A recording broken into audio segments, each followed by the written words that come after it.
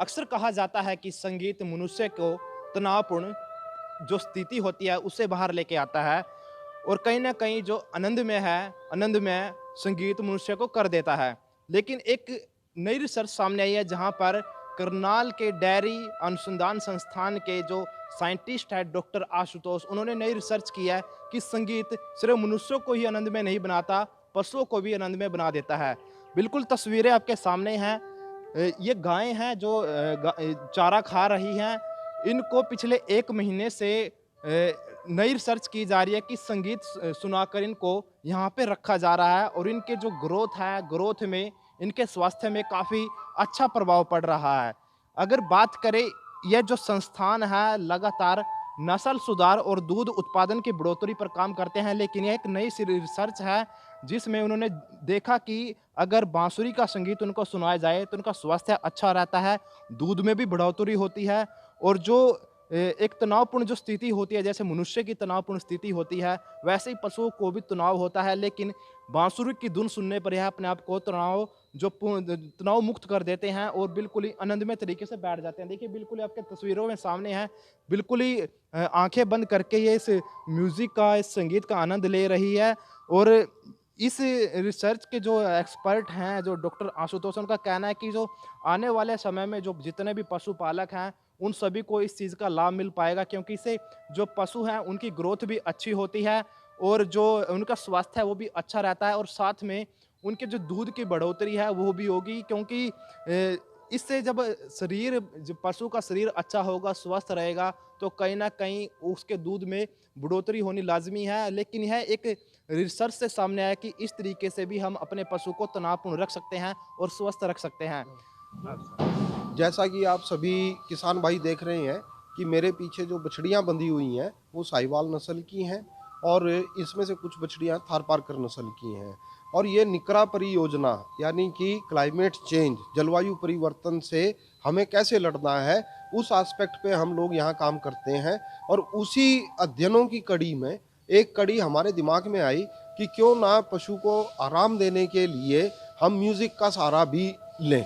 और जैसा कि हमारे पुराने ग्रंथों में और हर जगह जो है वर्णन किया जाता है कि गौएं जो हैं बांसुरी की धुन पे या कोई भी संगीत है या जिस टाइम तानसेन गाया करते थे, हिरन आया करते थे, तो इन सभी चीज़ों को, तथ्यों को देखते हुए हमने उसको सोचा क्यों ना इसको वैज्ञानिकीय तौर पे प्रमाणित किया जाए।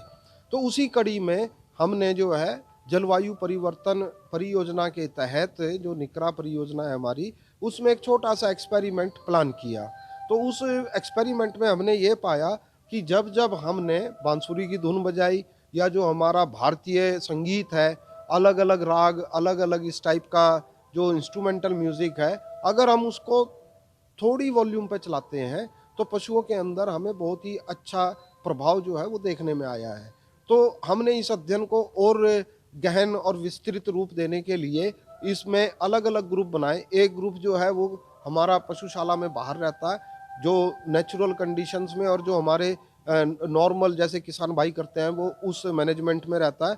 और यहाँ पे जो हमारे पशु हैं ये 8 घंटे जो है बांसुरी की धुन के नीचे जो है हम इनको रखते हैं। तो हमने इनके व्यवहारिकता में, जो व्यवहार है इनका, इनका खान-पान जो है और इनका जो आपसी जो एक इंटरेक्शन होता है पशुओं का, उसका अध्ययन किया। और अभी शुरुआती रुझान हैं ये, और 1 सवा महीना हमें ये कार्य करते हुआ है।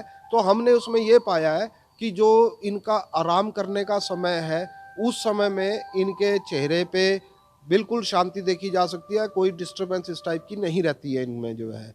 चारा जो है और दाना, दाना हम इनको जो हमारा स्टैंडर्ड है उसके हिसाब से देते हैं, लेकिन हमने जहाँ तक देखा चारे की खपत तकरीबन 20% के करीब जो है वो इनकी इंक्रीज़ हुई है। और जो ग्रोथ रेट है इनका, ये तकरीबन 550-600 ग्राम प्रतिदिन से लेकर के 750 से 800 ग्राम प्रतिदिन आ रहा है हमारा। और ग्रोथ रेट जो है बहुत ही अच्छा इसमें प्रभाव हमें लगा है। अभी डॉक्टर आशुतोष थे, उन्होंने बताया कि जो संगीत है, यह संगीत का आइडिया उनके दिमाग में जो हमारे पुराने के ग्रंथ होते हैं, उनसे आया और साथ ही जो कई तरह की और भी नई रिसर्च है, उनसे उनके दिमाग में आया कि क्यों ना जो संगीत है, संगीत से पशुओं के ऊपर रिसर्च की जाए और उनकी यह रिसर्च सफल भी हुई। देखिए बिल्कुल ही तस्वीरों में आपके सामने है और इनका मानना है कि यह इनके जो स्वास्थ्य में काफ़ी अच्छा प्रभाव डालता है। जैसे कोई पशुपालक होता है, उनको मौजूदा समय में काफ़ी उनके पशु बीमार हो जाते हैं,